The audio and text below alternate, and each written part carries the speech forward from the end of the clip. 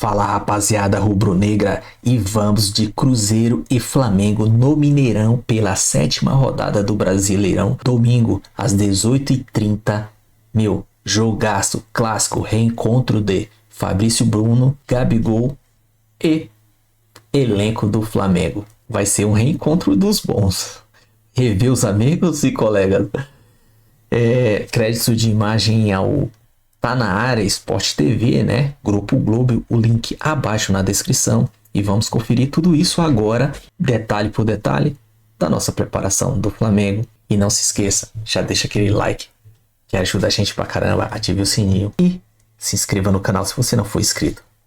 Vamos lá conferir tudo agora. Também nessa 7ª rodada, Cruzeiro e Flamengo. Falando em briga por liderança.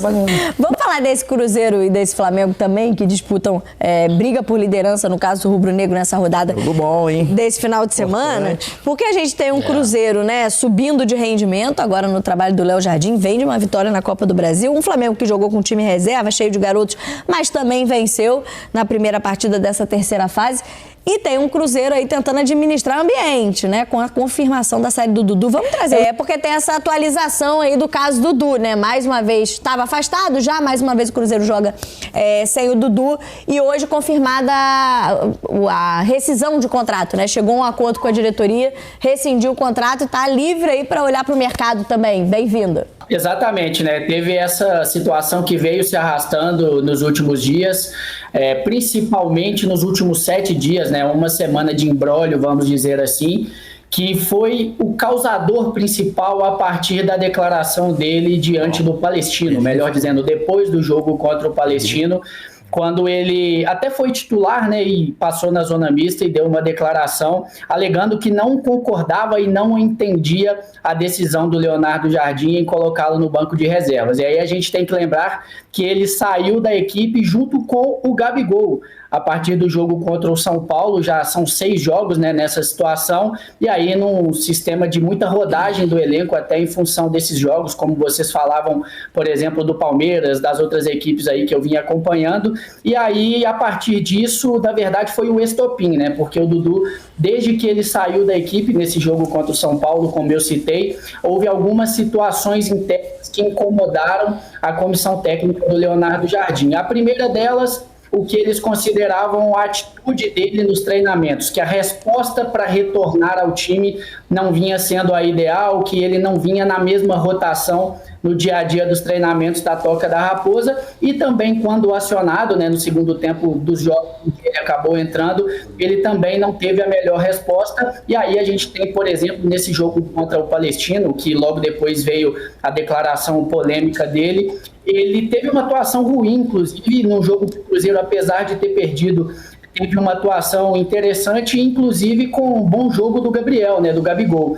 Então, teve esse comparativo, querendo ou não, em relação à atitude, em relação à resposta, e aí o Dudu foi retirado pela comissão técnica do Jardim, com o aval da diretoria, primeiramente do jogo contra o Vasco e do treinamento de terça-feira, dessa semana. E aí depois houve uma reunião da diretoria com o Dudu, com o staff dele, que é o André Cury, o empresário, e aí decidiram pela reintegração. Mas pelo que a gente soube, na verdade essa reintegração foi muito mais pensando em evitar qualquer problema judicial também, retirar o jogador do dia a dia de trabalho, vamos dizer assim. Então o Cruzeiro deu a ele a mesma estrutura que dá a todos os outros jogadores, né? Não teve uma punição direta, vamos dizer assim, pela atitude dele. E aí nos últimos dias, apesar de ter treinado na terça, ele não foi, na quarta, perdão, ele não foi no jogo contra o Vila Nova nessa quinta, e aí as conversas conseguiram ser adiantadas, resolvidas, e o entrave era principalmente o aspecto financeiro. Dudu chegou com um salário alto, perto da casa dos 2 milhões de reais por mês, contrato até o final de 2027, e a multa rescisória para uma saída antecipada era de 60 milhões de reais. O Cruzeiro, claro, deixou bem claro que não faria esse pagamento. Houve uma proposta inicial partindo do staff do jogador para que fosse reduzido em 50% ali na casa dos 30 milhões. O Cruzeiro também rejeitou e hoje houve esse fechamento, digamos assim, do ciclo do Dudu, né, bem curto essa segunda passagem dele pelo Cruzeiro, e aí com as partes fechando o acordo em torno de 15 milhões de reais, que diz respeito aos pagamentos dos salários do Dudu até o fim deste ano. Então o Cruzeiro conseguiu reduzir aí em torno de 75%, o que seria inicialmente a multa rescisória do Dudu. Pelo Cruzeiro em 2025, né, nessa contratação milionária que trouxe o Guilherme Macedo pra gente, 17 jogos oficiais, 11 deles como titular, 6 como reserva. Em 2 partidas, as 2 últimas não foi sequer relacionado. 1.045 minutos em campo, só 2 gols, nenhuma assistência. Dudu vinha sendo reserva, teve toda essa questão, o Guilherme já explicou bem, disciplinária. Hoje tem contrato rescindido. O Dudu que não tá fazendo dele, tá aí o Gabigol, cara. Tá até pra surpresa de muitos. Tá aí quietinho aos poucos, tá, de repente, daqui a pouco o Léo Jardim, será que eu jogo com o Matheus Pereira, o meia, ou eu jogo com o Matheus Pereira? Não tá tão bem também desde o que ele jogou no primeiro semestre do ano passado, principalmente. Será que não vale a pena uma duplazinha de ataque? E é assim, cara, o futebol é assim. O Flamengo que ontem também, ainda que com o time todo reserva, cheio de garotos, conseguiu uma vitória importante com o moleque da base fazendo, né, o gol decisivo, e já pensando também nessa partida do Campeonato Brasileiro aí com seus titulares de volta. Eu já até atualizei aqui, já vi que vocês soltaram uma matéria agora há pouco com a escalação provável do Flamengo, com o retorno de Alexandro, por exemplo. Pois é, o Flamengo tem a força do elenco como um trunfo nessa temporada, né? E conseguiu vencer jogando fora de casa, vencer o Botafogo da Paraíba, não só com os reservas, mas com os garotos da base. E o Felipe Luiz disse que ganhou um reforço nesse jogo, é como se tivesse contratado um jogador, o Joshua, de apenas 17 anos, fazendo o gol da vitória do Flamengo, um jogador que ainda está nessa fase de formação, em desenvolvimento, e será utilizado pelo técnico ao longo do ano, né? A Copa do Brasil é uma competição que o Flamengo coloca como prioridade 3 na temporada, atrás de Libertadores e Campeonato Brasileiro. E por isso, os jogadores da base, o Joshua e outros meninos, os reservas, terão oportunidades aí nessa competição. E agora os titulares, como você disse, voltam para esse jogo de domingo contra o Cruzeiro. O Flamengo chegou nessa madrugada aqui no Rio de Janeiro, já se reapresentou no Ninho do Urubu na parte da tarde, fez um treino. Os reservas fizeram um trabalho de recuperação. Os titulares foram a campo com o técnico Felipe Luiz. Amanhã vai ter mais um treino antes da viagem para Belo Horizonte. O jogo às 6h30 de domingo, com força máxima. A novidade deve ser o Alexandro, ele que está fora desde o jogo contra o Juventude, sofreu um edema na coxa e agora deve ficar à disposição do Felipe Luiz. A gente não sabe ainda se vai como titular, se vai ganhar alguns minutos durante esta partida, mas muito provavelmente o Alexandro viaja e aí o Felipe Luiz não terá nenhum desfalque para esse jogo do Campeonato Brasileiro. Enfim, Manu, você já falou do time do Flamengo, né? Um time com força máxima para essa partida contra o Cruzeiro. Os titulares, né? Havia muita reclamação em relação a esse time do Flamengo, ao desempenho, só num quesito que era a eficácia na conclusão, né? Que era transformar oportunidades em gols. O time titular mostrou um melhor aproveitamento na última partida.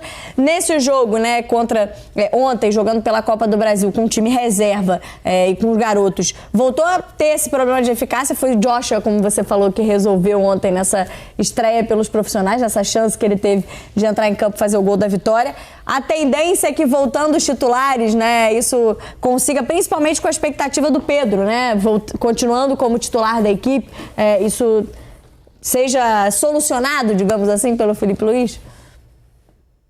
Até com os titulares mesmo, né, Camila? Recentemente o Flamengo teve esse problema no ataque, teve dificuldades de colocar a bola nas redes, mas contra o Corinthians isso acabou. O Flamengo fez um jogo ofensivo de muito volume, conseguiu fazer 4 gols, né? E agora contra o Botafogo, o Felipe Luiz até brincou depois na entrevista coletiva que todo mundo do ataque teve a chance de fazer o gol, mas foi um menino da base que acabou fazendo, né? O Flamengo realmente criou muitas chances contra o Botafogo, foram 24 finalizações, pelo menos umas 10 chances ali mais perto do gol, mas precisou da entrada do menino já na reta final do jogo, aos 36 minutos do segundo tempo, para que pudesse sair com essa vitória nesse jogo de ida da terceira fase da Copa do Brasil. Mas as circunstâncias eram outras, jogadores reservas, dá para colocar isso na balança. O campo também, o Flamengo reclamou bastante do gramado lá do Castelão de São Luís. E agora, com os titulares, mais uma chance para o Filipe Luís seguir nessa crescente, colocar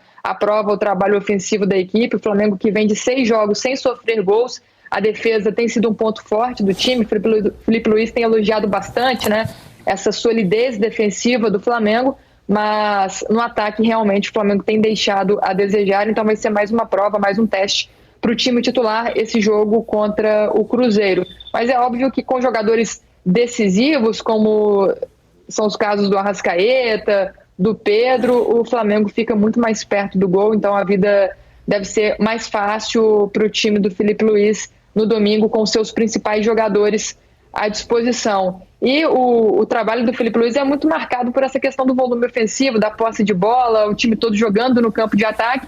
Acontece que os adversários já estão sabendo disso, então vai ficando cada vez mais difícil para o treinador montar equipes, furar bloqueios, né? Acho que contra o Cruzeiro vai ser diferente do que aconteceu contra o Botafogo, um time de outra divisão que se propôs somente a defender, mas ainda assim é bom para o time titular ter esses testes maiores, essas provas aí, esses desafios, porque pelo que vem pela sequência, né, o Flamengo se preparando também para a disputa da Copa do Mundo de Clubes da FIFA em junho, então cada vez mais o calendário vai apertando, e tendo adversários como o Cruzeiro no domingo é importante para o time melhorar, desenvolver, e é isso que o Filipe Luís tem falado muito nas entrevistas coletivas, né? Ele tem olhado sempre para frente, olhado sempre para essa questão da evolução. Ele não tem gostado do que tem visto no ataque, principalmente por causa das chances perdidas. O time cria muito, o time tem muito volume, mas não consegue concluir a gol, não consegue ter esse último passe, essa última finalização ali como um ponto forte. Então é algo que o Filipe Luís tem trabalhado. Mas domingo tem Arrascaeta, tem Pedro, tem Everton Cebolinha, que até entrou ontem no segundo tempo, mas deve começar como titular também. Enfim, o Gerson voltando. O time vai com força máxima buscando essa vitória para se manter na liderança do Campeonato Brasileiro. Muito em cima do que a gente falava, né, Betão, no início aqui do programa, da questão de gerir elenco e entender em que momento você pode utilizar as peças que você tem e alcançando os objetivos.